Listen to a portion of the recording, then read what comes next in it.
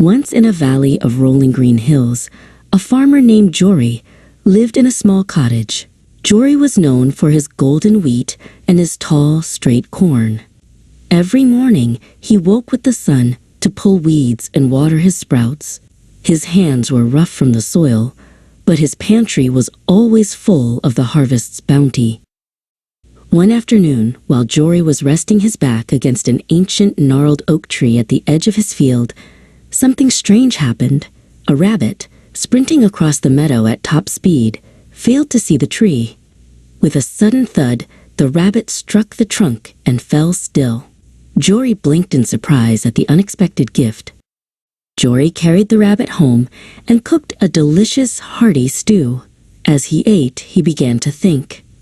"Why should I spend all day sweating in the sun?" he whispered to his cat.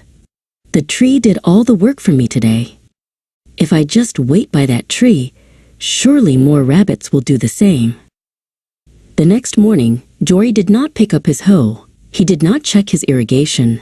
Instead, he walked straight to the gnarled oak tree and sat down. He kept his eyes glued to the meadow, waiting for the sound of another thud. The sun climbed high and the air grew hot, but Jory did not move. By midday, his neighbor, a hard-working farmer named Amos, walked by carrying a heavy basket of fresh apples. Amos stopped and wiped his brow. "Jory, my friend, the crows are eyeing your corn. Why are you sitting in the shade while your work is waiting?" Amos asked, looking concerned. Jory just shook his head. "I have found a better way, Amos," he replied. "Luck is my new partner. Go tend your fields if you wish, but I shall wait here for my dinner to arrive." Amos sighed and continued down the path, leaving Jory alone with his thoughts and the silent tree. Days turned into weeks. Jory sat by the tree from dawn until dusk. He grew thin, and his clothes became dusty.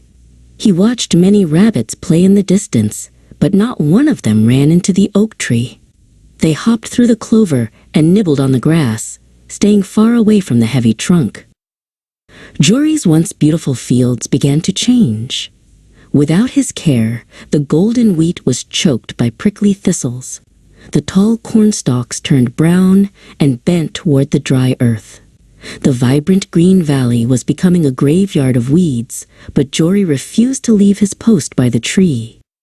One evening, a single rabbit hopped very close to the tree. Jory held his breath, his heart racing. The rabbit sniffed the air, looked at the tree, and then looked directly at Jory. With a flick of its ears, it turned and hopped slowly away into the safety of the tall weeds. Luck was nowhere to be found. Jory looked at his empty hands and his ruined farm. He finally understood that the rabbit hitting the tree was a rare accident, not a way of life.